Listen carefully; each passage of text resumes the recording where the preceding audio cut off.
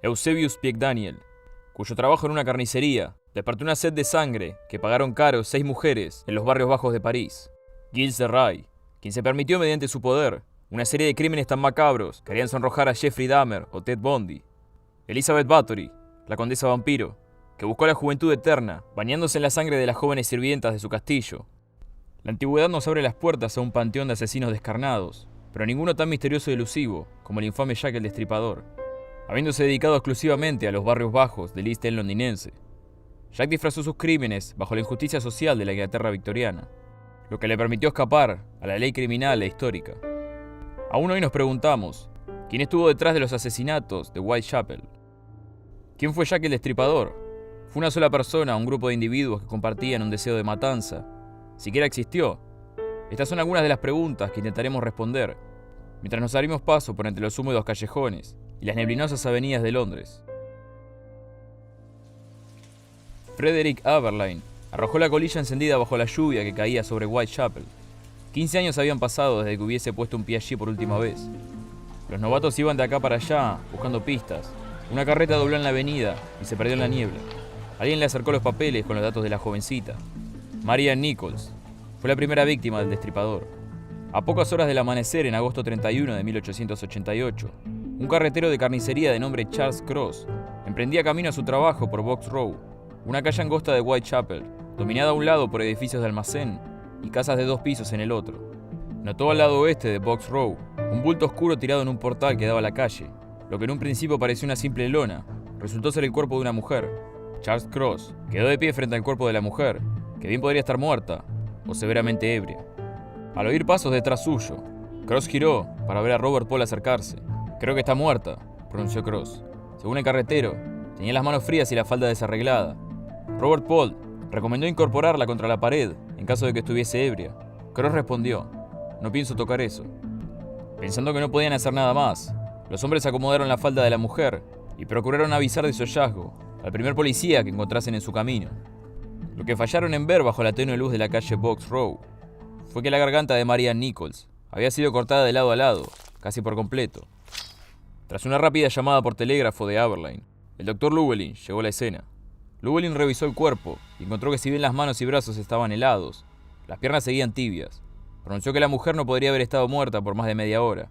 De hecho, al momento de pasar Cross con su carreta, el asesino podría haber estado abandonando la escena, lo que dio a Aberline en qué pensar. La noticia del asesinato fue esparcida por el vecindario, y la mayoría ya lo sabía antes del amanecer. Aberline, por su parte, fue a cumplir con la ronda de preguntas a los vecinos. Los carniceros de la calle Winthrop no escucharon nada, pero permanecieron en la escena hasta que el cuerpo fue llevado a la morgue. Todos fueron más tarde interrogados, pero al final descartados como sospechosos. Patrick Mulshaw, un guardia nocturno que vigilaba la construcción de una tubería a pocas calles de distancia, no oyó nada entre las 3 y 4 de la madrugada. Confesó que a las 4:40, un extraño de abrigo y sombrero pasó por la construcción y dijo: «Parece que alguien fue asesinado en Box Row», antes de seguir su camino. Aberline trató de rastrear al informante misterioso, pero no lo consiguió. El ataque a Marianne Nichols marcaba el tercer asesinato ocurrido en Whitechapel desde abril, pero el primero de una brutalidad tan notoria. Entre las otras víctimas se encontraban Emma Smith, asesinada a golpes la madrugada de abril 3, y Martha Tauram, apuñalada en agosto 7. Con el cuerpo frío de Marianne Nichols tirado en Box Row, comienzan los 3 años de terror para Whitechapel y una persecución interminable entre Scotland Yard y Jack el Destripador. Las cuestiones del asesinato de Marianne Nichols no habían comenzado a enturbiarse todavía, cuando en septiembre 8, Frederick Aberline fue llamado a escena de nuevo. Esta vez en un patio trasero del edificio 29 en la calle Hanbury. Annie Chapman había sido víctima del misterioso asesino. Aberline llegó a la escena con el resto del departamento. Más de uno se detuvo al ver la sangre corriendo bajo la puerta que daba al patio trasero de la casa. Debieron saltar la cerca y dejar que la sangre corriese hasta la calle para preservar la escena. Así como en el caso de Nichols, Aberline tomó nota de los cortes en la garganta, como también otros detalles escabrosos, que más tarde ese día harían renunciar a más de un detective novato. Como punto final, las pertenencias de Chapman habían sido acomodadas a su lado. John Richardson, residente de la calle Hanbury, entró al patio a las 5 de la mañana para arreglar una pieza de cuero suelta en su zapato. Según él, no oyó nada. Un inquilino del edificio 27, de nombre Albert Gadosh, entró al patio de la propiedad para usar el lavatorio. Pasado un rato, escuchó los gritos de una mujer y algo estrellarse sobre la cerca que dividía el edificio 27 del 29. Kadosh no investigó los sonidos. Elizabeth Long vio a Chapman alrededor de las 5:30 de la mañana, acompañada por un hombre de cabello oscuro, que llevaba un sombrero de servadora y un abrigo negro de aspecto gentry, de alta sociedad. De acuerdo a este testigo, el hombre preguntó a Chapman, ¿vas a hacerlo? A lo que ella contestó que sí. Aberline telegrafió al doctor George Baxter Phillips, quien llegó a escena y decretó, al ver que las heridas de Chapman eran idénticas a las de Nichols, que había sido obra del asesino de Box Row, e incluso había utilizado el mismo cuchillo. De los 8 detenidos en el caso de Chapman, 4 fueron liberados por falta de evidencia, y gracias a que sus cortadas fueron confirmadas por testigos. Los otros 4 seguían bajo custodia policial cuando el infame evento doble, el asesinato de Stride y Eddowes, ocurrió. En septiembre 27, la Agencia Central de Noticias recibió la carta titulada Querido Jefe, escrita por el autoproclamado asesino. En esta decía: Querido jefe, sigo escuchando que la policía me agarró, cuando todavía no han llegado a encontrarme. Me reí viéndolos tan inteligentes, hablando sobre cómo seguían las pistas correctas. Estoy metido con las damas de la noche, y no voy a dejar de destripar hasta que me encierren. Gran trabajo el último, no le di ni tiempo de chillar. ¿Cómo pueden capturarme ahora? Amo mi trabajo y quiero empezar otra vez. Pronto van a escuchar de mí, con mis jueguitos divertidos. Guardé algo del líquido rojo del bueno del último trabajo en una botella de cerveza, pero se puso espesa como el pegamento, y no pude usarla. La tinta roja alcanzará. En el siguiente trabajo, planeo recortarle las orejas a la muchacha y enviarlas al departamento para diversión de los policías. Guarden esta carta hasta el próximo trabajo y publíquenla después.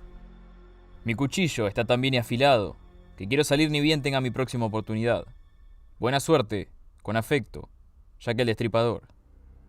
No me molestaría que me llamen así desde ahora. Postdata, no fue buena idea enviar esto antes de sacarme toda la tinta roja de las manos. No tengo suerte todavía. Dicen que soy un doctor ahora. Aberline fue el encargado de leer la carta al departamento de detectives, pocas horas antes de una renuncia en masa por parte de los novatos. Durante los próximos días, los cuerpos de policía estuvieron ocupados con los motines de Whitechapel. Los ciudadanos de los barrios bajos se propusieron cazar a cualquiera que llevara un bolso o maleta negra, ya que se decía que el destripador cargaba una similar llena de cuchillos. La masa fue dirigida por George Lusk, quien en un principio formó el comité de vigilancia, disconforme con el trabajo de investigación policíaco.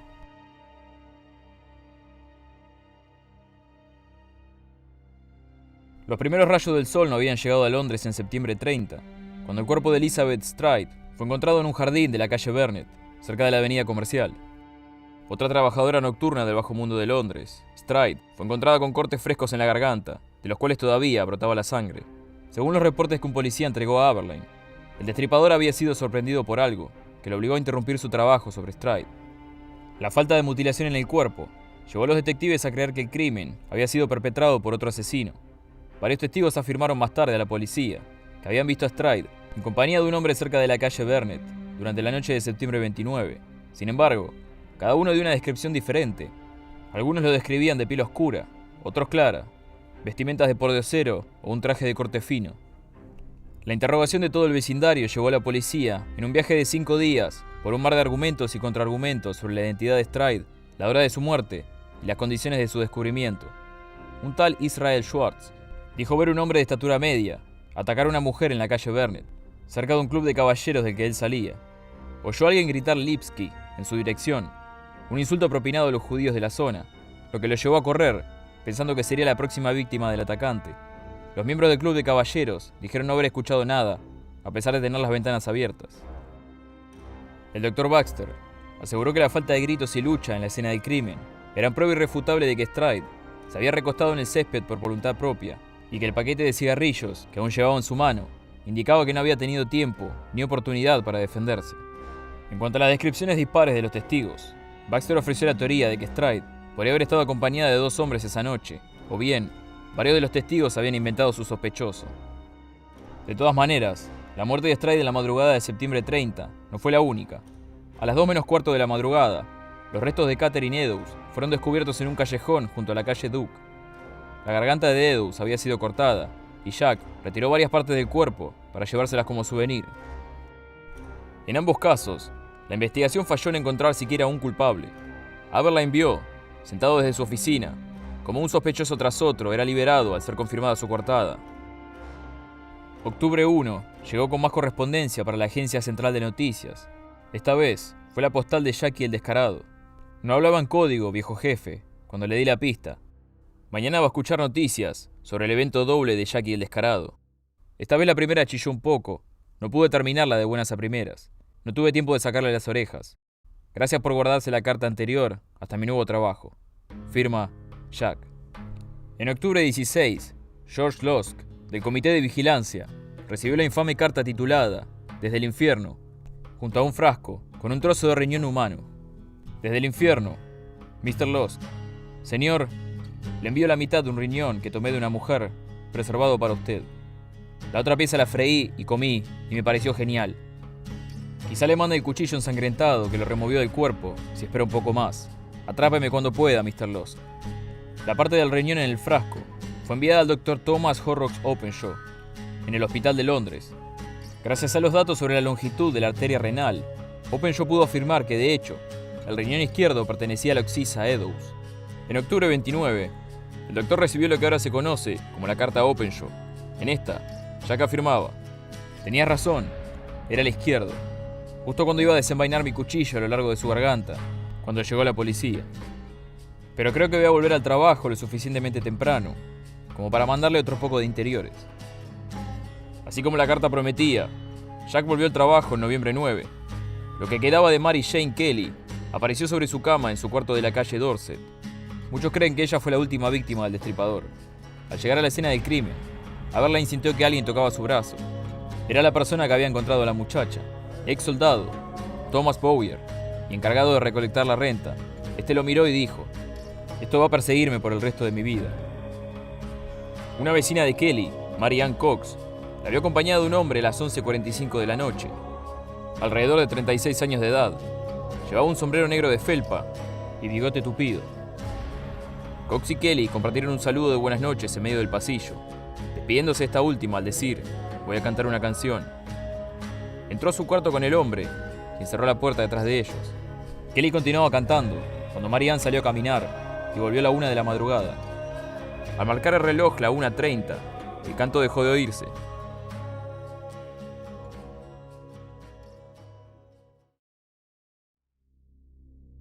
Sir Melville Macnaghten dejó una lista reducida de sospechosos, entre ellos Aaron Kosminski, un barbero de origen polaco que en un principio había sido arrestado por la policía. Fue admitido en el asilo Colney Hatch para lunáticos, un año después de los asesinatos de Jack el Destripador. Fue apuntado como el sospechoso número 1 por un estudio de ADN realizado en 2014, que encontró material genético del joven en una manta propiedad de Catherine Eddowes. Los científicos Jari Louwelainen y David Miller tomaron muestras de la manta de seda de Eddowes y compararon el ADN mitocondrial con 2 descendientes vivos de Eddowes y Kosminski para dar un resultado positivo sobre la presencia de material genético en la manta que fue encontrada en la escena del crimen. Aún así, los expertos en el tema aseguran que la presencia de la manta en la escena del crimen nunca fue probada, ni aparece en los registros de los agentes encargados del caso. Otros científicos afirman que la composición de la manta la muestra como fabricada entre 1901 y 1910. Dr. Thomas Neil Cream, médico nacido en Escocia, fue apresado en 1881 por envenenar al marido de su amante, pero fue liberado 10 años más tarde por buen comportamiento. Poco tiempo después viajó a Londres, donde siguió matando. Fue arrestado y sentenciado a la horca en 1892. De acuerdo a los guardias encargados de la ejecución, las últimas palabras del condenado fueron: «Yo soy Jack, él», antes de ser definitivamente liquidado. A pesar de haber estado tras las rejas durante los asesinatos, se cree que sobornaba a los guardias para que lo dejasen salir, práctica que sigue vigente hasta el día de la fecha. Sir Edward Marshall Hall sugiere que quien estuvo preso todo ese tiempo en lugar del Dr. Cream fue un sustituto de parecido notorio. James Kelly asesinó a su esposa en 1883 con una puñalada en el cuello. Fue encerrado en el Broadmoor Asylum, de donde escapó a principios de 1888. Después del último asesinato en Whitechapel, la policía intentó localizarlo para encontrarse con que tan solo había desaparecido. En 1927 apareció en Broadmoor para entregarse a los oficiales. Falleció 2 años más tarde, de causas naturales. Entre 1888 y 1927, Kelly estuvo en Nueva York durante una ola de asesinatos similar a la de Londres, y un estudio de los testimonios en estos casos lo pone como el candidato perfecto para ser Jack el Destripador. Al final, volvemos al principio de la historia. En esa fatídica noche de agosto 31 en Box Row, Charles Cross, también conocido como Charles Lackmer, fue el inocente carretero que encontró el cuerpo de Mary Ann Nichols faltando pocas horas para el amanecer. ¿O acaso no fue así? Gareth Norris, de la Universidad de Aberystwyth, propone a Cross como sospechoso número 1. Cross mintió a la policía sobre su descubrimiento. Mientras que afirmaba haber estado con ella por un par de minutos, la ruta que tomó indica que estuvo con ella por lo menos por 10 minutos. Cuando Cross llamó a Robert Paul para que la viera, no había sangre en la escena, pero sí cuando Aberline llegó, lo que indicaría que las heridas estaban aún frescas, si no recién hechas. Además, rechazó los intentos de Robert Paul por sentarla contra la pared, creyendo que solo estaba ebria. Eso habría hecho posible ver los cortes en el cuello de la mujer. Norris teoriza que Cross había comenzado el proceso de mutilación cuando los pasos de Robert Paul lo interrumpieron y transformó la escena en un supuesto descubrimiento. En su ruta al trabajo, Cross pasaba por las 3 calles, en donde Chapman, Nichols y otra mujer llamada Martha Tabram fueron asesinadas. El evento doble ocurrió un sábado, la única noche libre de Cross. Elizabeth Stride murió cerca de la casa donde Cross creció, y el camino desde esa escena del crimen hacia donde Eddowes fue asesinada era la ruta que Charles Cross había usado para ir al trabajo por los últimos 20 años. Su oficio como carretero de carnicería, es decir, aquellos que llevan los trozos cortados y restos inútiles de carne, haría posible verlo cubierto de sangre sin levantar sospecha alguna. Lo que además coincidiría con el mítico conocimiento con cuchillo atribuido al asesino. De acuerdo a los estudios realizados por Mark Olshaker y John Douglas sobre perfiles criminológicos, Charles Cross podría haber mostrado su primer asesinato de manera intencional a Robert Paul y más tarde a la policía, como una forma de satisfacción por un trabajo realizado con éxito. La reticencia a incorporar el cuerpo, además, pronunciando "no pienso tocar eso", podría llegar a demostrar un desdén por las acciones de su otra personalidad asesina, además de referirse a la víctima como una cosa y no como una persona. Si bien puede que nunca se sepa con certeza quién fue el destripador de Whitechapel, podemos aventurarnos a postular a los candidatos más prominentes y estudiar las diferentes teorías para llegar a una respuesta lo más satisfactoria posible. Lo cierto es que ya que el destripador podría ser cualquiera de estos rostros que ves ahora en pantalla, propongo que les des una buena mirada a los ojos, a ver qué es lo que piensas. ¿Quién de ellos fue? Déjenmelo saber escribiendo un comentario.